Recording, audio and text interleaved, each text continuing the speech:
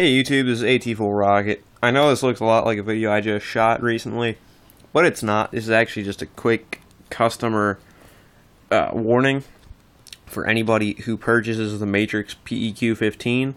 Now, the mount on this is crap, and it really does not work for mounting onto your rail.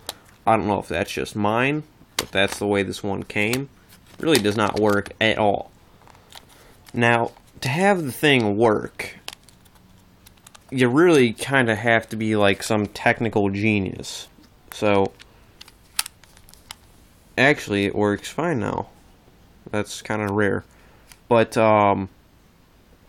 usually what happens is it'll work fine